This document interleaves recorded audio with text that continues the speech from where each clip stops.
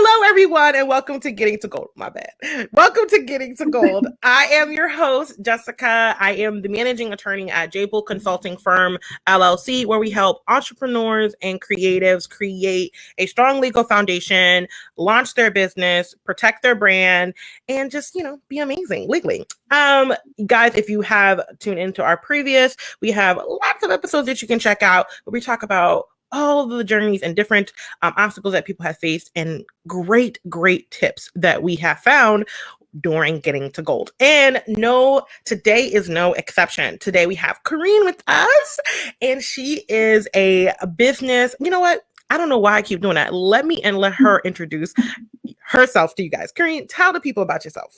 Sure. Thank you so much. So I am a social media manager and business coach. I'm from Ireland, but I now live in the US, and I absolutely love what I do. I love that I was able to develop a business that works with my lifestyle, and that I'm also in a position now to serve so many other female service-based business owners and coaches through what I do. So it's very, very motivating, and I'm very lucky to be able to do what I do. Awesome. Well, Corinne, welcome to Getting to Gold. We are very happy to have you. So, Corinne, tell us, how long have you been in business? Like, when did you start your business? Yeah, it's kind of funny. I never thought I would be a business owner ever. It was never something I ever thought I wanted to do. I worked in the nonprofit world since I graduated university until last year, really. And then I started my business in March of 2019. Awesome. Yeah, so it's been coming up on 2 years. It's coming up on 2 years. And how's that been? It's been, it's had its ups and downs. Okay. Yeah, it's been a real challenge. I think starting a business has been the biggest personal development journey I've ever gone on. That's real. So I've definitely learned a lot about myself, about what I want my days and my life to look like, really. So I've kind of started down a few paths and realized that wasn't for me. So I've had to pivot and make changes, but I think I'm in a really good place now with a solid business foundation, so I can grow from here, which is really exciting. That is exciting. So yeah. I know you said there was like a couple of different things or things that popped up. Well, what would you say was one of your biggest obstacles, kind of starting out your business, or even as you've been running your business? I think for me, it wasn't, I had no clarity on really who I was trying to serve. I was like, okay, I'm open for business. I'm going to accept clients from everybody. Like I'm going to work with a real estate agent, or I'm going to work with a pet food company, or I'm going to work with like a restaurant owner. And I just was taking all the clients in all the industries, and I just had no clarity or real direction on who I wanted to work with and who I wanted to serve. Okay. So that kind of led to me being kind of overwhelmed with, a huge variety of clients and not really gaining any expertise in any one area, being pulled in many directions. So then actually once COVID hit and a lot of clients kind of stepped back from their social media services because their businesses weren't running at that time, I was like, okay, I need to really figure this out. And that gave me, a few weeks to kind of knuckle down and figure out exactly who I wanted to work with. That's now I've ended up in the kind of service-based business world, helping other female entrepreneurs kind of set their business up the right way and helping them learn from my own mistakes so they don't have to feel all those feelings. Yeah. Okay, so what made you decide to work with service-based business, females in particular? Like, what drew you? Because you say you worked with all these different people, and then you're like, you know what? No, this is who I want to work with. So for someone who's trying to figure out maybe their niche, like, what was something that you used as a guiding point to kind of figure out what you wanted to really focus on? For me, I looked in the mirror. I was like, okay. Yeah, it was really that simple. I was like, well, I love food, so I always thought I would work in like the food industry, work with restaurant owners and food producers and things like that. But it just didn't spark as much joy in me as I thought it was going to. So I was like, okay, well, like, what's next? And I really kind of like looked at myself and I was think, okay, maybe I could work with somebody who was me a year ago or who's me 6 months ago. Like I'm now 6 months or a year ahead of these people. They're starting out their own business. They're going to have questions that I can answer for them now. And when I was starting, I really wished I had somebody that I could go to and ask questions to, or I had a really like social media account that I really loved and I could go and get questions from, or message the person directly, or have a really solid email list that, or like, that I could go to. So I just kind of thought about all the things I wished I had back when I was starting out, and try to bring that into my own business now. So I love to send out really value-packed emails, and I'm really active in my DMs, and I'm always offering free advice and free help for people if they have any questions. And that's kind of the basis of my coaching program now, is to help people through all those like ups and downs of starting your business and making sure you do it on the right foot from the get-go so that you can really build your business quickly. Okay. That's awesome. So Corinne's a little special, guys, because Corinne is actually not a U.S. citizen. So she had to come to the U.S. and open her business and start her business here in the U.S. And I really want to talk about that a little bit because I'm a U.S.-based attorney, obviously, but everyone is not going to be a U.S. citizen. And so for those entrepreneurs out there who may feel like they can't do things maybe legally or can't do certain things for the business, why don't you kind of talk about that journey a little bit and how that was for you? And if you have any advice or tips for anyone who is looking to do that, what can they do to kind of get that journey started, even if they aren't a U.S. citizen? Yeah. So when I moved here, my husband is American. He's an American citizen. So that's why I'm here with him. But we were just engaged when I moved here. So I came in on a tourist visa, and I wasn't sure, how long I could stay. Well, I had the 3 months tourist visa, and I was like, okay, I'll stay for 3 months and I'll go home for a little bit and then I'll come back and whatever. It was like a whole thing. You have to like go in and out and play by all the rules. So I came for 3 months, and we ended up getting married within those 3 months. So that meant I could start the green card process. So after 3 months, we went home, visited family, and then came back and submitted all my paperwork for my green card. So that is a whole process in itself, and I recommend that if you have any questions, you find legal aid or hire an immigration attorney to help you with that, because especially nowadays, there's so many rules, and if you fill out anything wrong, they can just dismiss your case automatically. Wow. So I'm like terrified of the American government and like doing things wrong.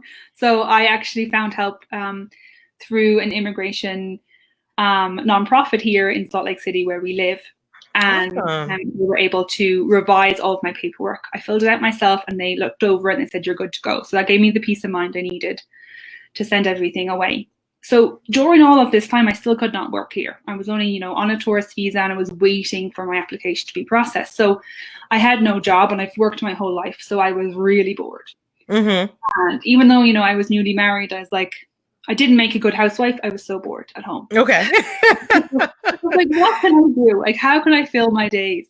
So I started looking at all these different online jobs, and just kind of was thinking about, how I wanted my life to look and what I wanted us to be able to do. And we met in Guatemala, and I'm from Ireland and he's from here. So we're very used to traveling, and we knew that we wanted traveling to be a part of our lives in the future. So I thought, well, if I could get an online job or a job I can do from anywhere, that would suit us perfectly. So that's why it kind of sparked that idea in me.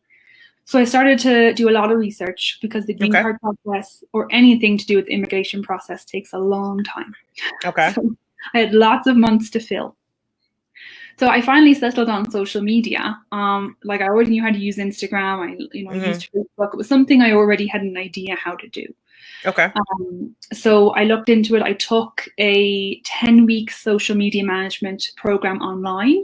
And then maybe about 2 months after that, my work permit came through. So from the time I took, it was great. So from the time I took the course, I kind of built up my skill set. I thought about like building like a website and trying to all the behind the scenes stuff ready. I actually didn't end up doing a website. Don't have one to this day still. I use social media to grow my business, but we can come to that in a minute. So all the behind the scenes stuff. So figuring out like, how do I track expenses? How would I invoice people? How do I get my contracts ready? So it's kind of doing all the behind the scenes stuff, obviously not getting paid. It was still just an idea, but I was trying to get myself ready and set up to go. And then as soon as my work permit came in, like the next week I registered my business. And I got set up and ready to go. And then 6 months after my work permit came, I got my green card. So now that like stress of not knowing if I can stay here or not is gone for 2 years. After 2 years, I can apply for a green card extension and hopefully get it for 10 years. Okay. So that's kind of where we're at with that. And in terms of the legal sides of business, like I went to the Small Business Association and I asked them for guidance on like how to register your business. Well, you know, do I need a business license? Kind of doing all of the legal side of business, right? I didn't want to get into any trouble with anybody. Right. Yeah, you absolutely. have added pressure when you're not a citizen, you know. But in the end, it was very easy to do. It was very doable. We could, here in Utah, at least, you can register your business online. It's very quick. Once you have a social security number, you can go to the IRS and you can get like an EIN number for your business and get everything registered that way. But again, that was all online. So it was actually pretty easy in the end. It sounds intimidating, and I was like nervous to do it, but now that it's done, it actually wasn't that bad. So that's really interesting. Yeah, that makes sense. It does sound like there's a lot of steps, but there's always a little bit of steps when you're trying to do things legally. I wanted to point out something to you guys that Corinne really focused on. She used her community's resources. And I think oftentimes when we are trying to do things and we're trying to start businesses, we often forget that there are local resources for you. Don't shy away from your library or your local SBA. A lot of times there are business centers. I know my bar, we have clinics that are specifically created to help small businesses for free. So you know, she mentioned going to the SBA. She mentioned going to these pro bono centers. Like, don't be afraid to just Google and see what's in your area. You really would be surprised what resources are out there for free. And that's what I really liked about, you know, your story. You kind of coupled the resources that you had, right, the local ones, as well as getting that legal assistance when it was just you needed an extra push. So I would encourage you guys to do the same if you feel like, you know, you're in a bind or you have a budget. Don't let that stop you from moving forward, and certainly don't let not being a U.S. citizen stop you from starting your business and launching forward. So thank you for sharing that story, Corinne. That's really, really interesting. So now we're going to kind of get into what we're here for, right? So Corinne is a business consultant. Sounds like she does coaching, but what we're going to talk about a little bit is how you grow your business by using Instagram. Now, Corinne said, and I was like, excuse me, she said she does not have a website, y'all. That's crazy. So Corinne, why don't you kind of walk us through like why you don't have a website and how can I grow? I know it seems like a loaded question, but how can I grow my business by using Instagram? Yeah. So I don't have a website because, one, websites can be very expensive to build, and I did not have the budget when I was starting out. And two, I thought, well, I promote social media for businesses. I should use social media for my business. So I kind of wanted to walk the walk and talk the talk and focus on social media to grow my business. And Instagram has been the biggest tool that I have to grow my business. So, I mean, there's so many different ways. You could have a website, you could be on Pinterest, you could be on Facebook, you could have a Facebook group, you could have a podcast, you could have a blog. Like, there's a bazillion ways to do this. But this is what I found worked for me, was my Instagram. And really, there's like 3 main steps. Oh, I love it when we have steps. All right. What are the 3 main steps? So the 3 S's are you show up, serve, and sell. Those are my like main focus points. I mean, each one of them, I could talk about them for like hours. I know we don't have that much time.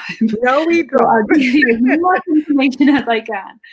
So one is to show up. So show up on Instagram. So this is going to help you attract the right people to you. So you want to show up for your dream audience, which means you have to be clear on who that is. And don't make the mistake I made by waiting a year to figure out who that is. Really think about your skill set, your passions, your experience, and what you can bring to the table for somebody, and use the answers to those things to guide who your ideal dream client is.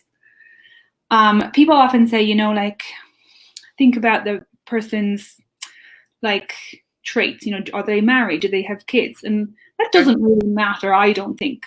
I think what matters is more, what does this person need? What do they want in their life? What makes them super passionate? What makes them happy?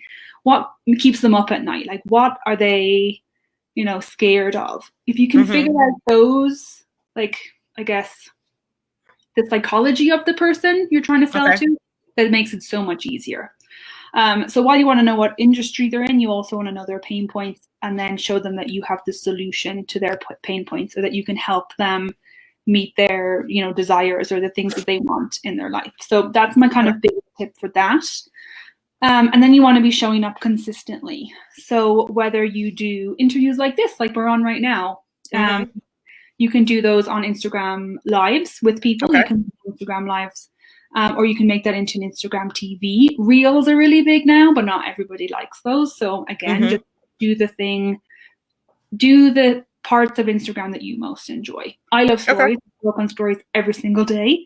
I show everyone like my cute cat or my dog or what I'm working on or whatever I'm up to that day. And that helps to kind of build a know, like, trust factor. So people are seeing your face, they're hearing your voice, they know that you're a real person, which is great. And then you can show up other ways, like in the feed or whatever it is. Hashtags are great for visibility. So use all the aspects of Instagram if you want, or just focus on one or two areas so you can show up consistently. Once you're showing up for your dream audience and you're attracting them into your account, you want to serve them. So serving them can also be done in lots of different ways. But I think the most useful thing is to have a really strong call to action in your bio that can link out to, your website if you have one, or a new blog post, or some kind of free valuable information that they can click on and easily get access to. Maybe it's a freebie that you have. And then also every single post that you share should have like a moral to the story, basically, or like a point, something you can learn from, that 2 minutes there on your Instagram feed, or they click that read more button and can read through your post. You want to hook them in, speak to a pain point they have, and offer them a solution or an idea of something they can try so that they can find value in everything that you put out there. And then stories as well are great. You can nurture them, give free mini trainings, or create Instagram TV, like a series on how to create copy that converts, or wellness for the entrepreneur, whatever it is that you want to talk about. You can create an Instagram TV series. And you really just want to use this phase to let them see new possibilities for themselves. Let them see that you can teach them something every time they come to your page. So you're building yourself as an authority for those people. And then once you've shown up and you've served them, you're ready to sell. So the selling bit is obviously the part that moves our business forward. It's very important for us. We don't just want to give free value and never actually sign any clients.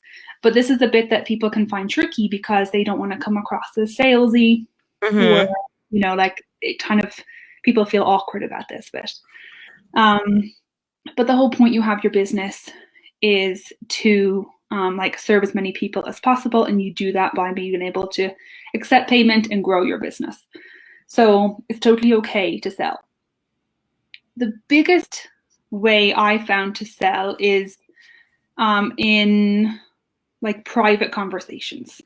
It's not like someone's going to read a Facebook post and say, sign me up, or an Instagram post, say, sign me up in the comments. That doesn't really happen. If it does, amazing. But really, you need to kind of nurture people privately in DMs, and you do that through building relationships. So a really fun way to start off a relationship is to watch someone's stories. And if they have, a cute cat, like, oh my gosh, your cat's so cute. Where did you get her from? Or I was talking in the DMs today about the Bachelorette TV show.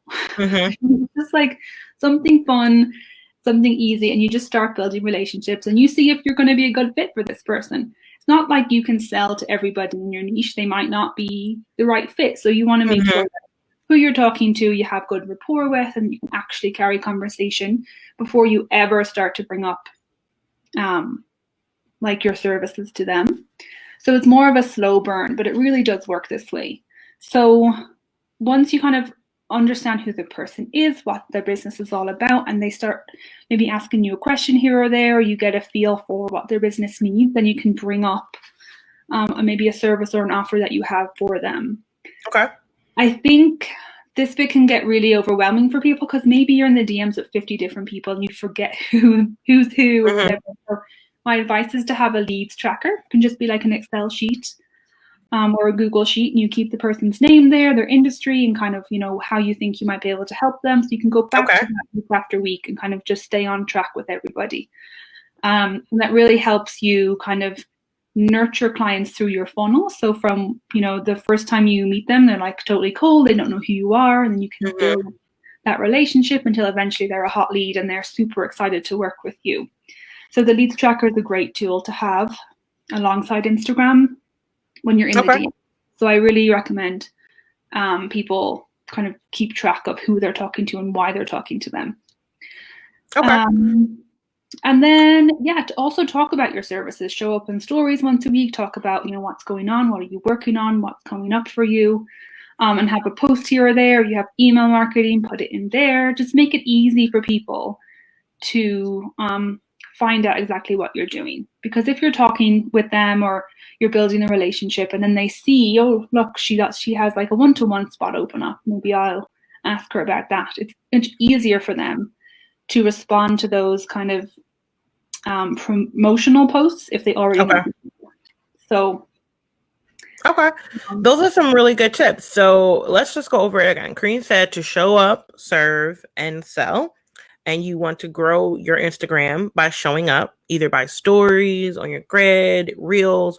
Do what makes you comfortable. Do what makes you feel good when you're using your Instagram. She said to serve by providing value and information. And then she said it goes down in the DMs. Okay, that's what she said. She said direct message people, respond to their stories, build those relationships, and make sure you have some type of lead tracker.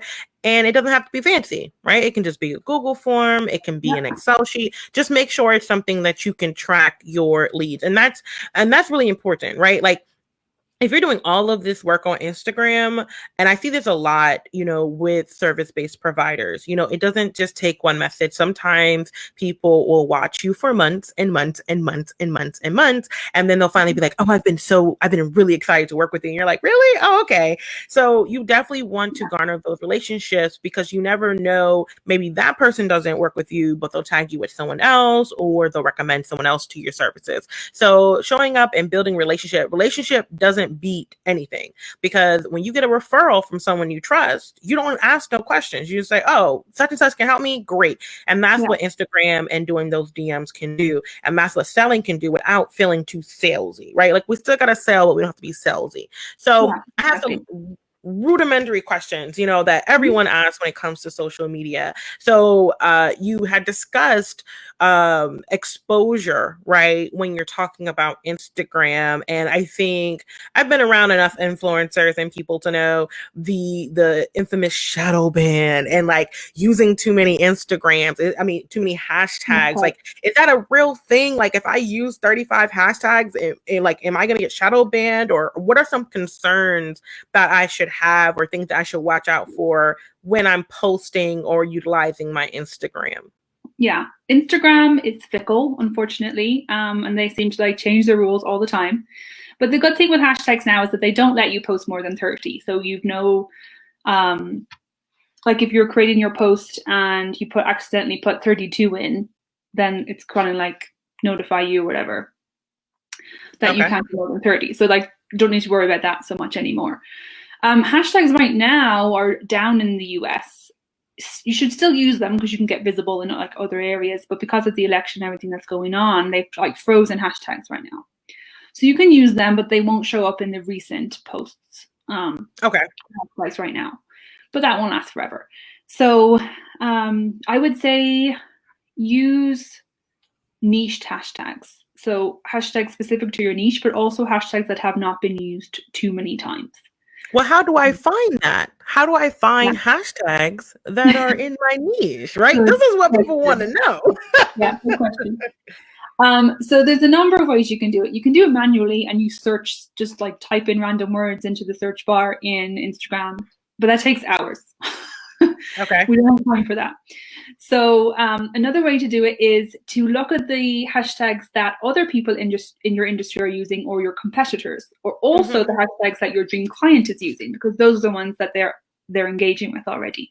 So you can do some research that way. It's much faster because there's already a list of 30 under each person's post. So you can kind of pull from those. And then I use what's called the hashtag Files Society. It's a subscription service. I pay for it monthly, but because I'm a social media manager and I have, 15 plus clients, it saves so much time for me because they curate a list of hashtags every single month. Okay. They have thousands of hashtags on there, and none of them are more than 500,000 uses, and none of them have been banned by Instagram. So that has saved me so much time. I can maybe put a link to that in the comments afterwards because it has been really, really useful for me. And then I think when you're trying to figure out how many uses this hashtag has or whatever, it says it right there on Instagram. And if you have a service like the one I use, it'll tell you as well. Mm-hmm. But I think the benefit to using smaller hashtags is that your post won't get lost. So if I use hashtag love, there's 7 billion posts or something, billion, not even million. So that hashtag is just way overused. And those are the hashtags that are more likely to get flagged by Instagram because people have put content on there that doesn't belong on the platform, that Instagram doesn't quite like. So the more niche hashtags, the less likely it is that they're going to be taken over by trolls or whatever. So it works in two ways. So one, they're less likely to be flagged, and two, you're going to get more reach and more visibility because just not so many people are spamming that hashtag. So people are actually using it actually go there to find inspiration or to learn something. So it's useful that way too. Okay, I think that makes sense. I have a personal question because I'm just curious. Does it matter if I put my hashtag in my post versus in the comments below? Does that matter? It only matters if you don't post them in the comments as soon as you put your post up. So if you put your post up with no hashtags and then come back an hour later to put the hashtags in, that won't work. So that is the kind of the key. If you're scheduling your content, keep the hashtags in the caption because then you don't have to worry about going in right away as soon as it's posted to put your hashtags in. You're already in there. And you just go out with the caption.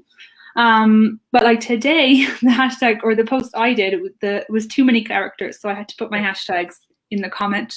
So I was but before I post, I go and I have the hashtags copied, ready to paste it, so I can just hit post and then post in the comment really quickly. So you want to do that for that. Really important. Yeah, that timing is really important because if you wait too long, those hashtags won't be associated with that post. Oh, okay. That was a tip for me. That was a tip for me, y'all. Yeah. I was wait a minute, I got a question. Okay, so Corinne, we are coming down to, we're winding down for Getting to Gold. And what I like to do is I like to always ask, what do you want small business or entrepreneurs or creatives who want to use Instagram to grow their business? What do you want them to take away today? What do you want them to take away today? Yeah, I would say that the future of social media is private, which sounds counterintuitive because social media is social.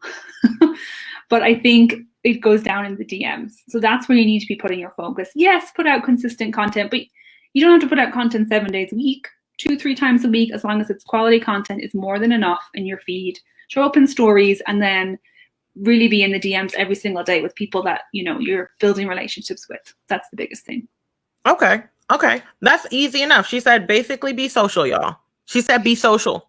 She said be social. Yeah, be social and do the DMs. It's really not rocket science. Okay. You can do it yourself. And I agree with that. I think sometimes even I have to check myself and be okay, I don't need to do hard sells. Everything can't be all value. You have to remember this is a social media platform and people buy from people that they like. If they like you, they're going to buy from you.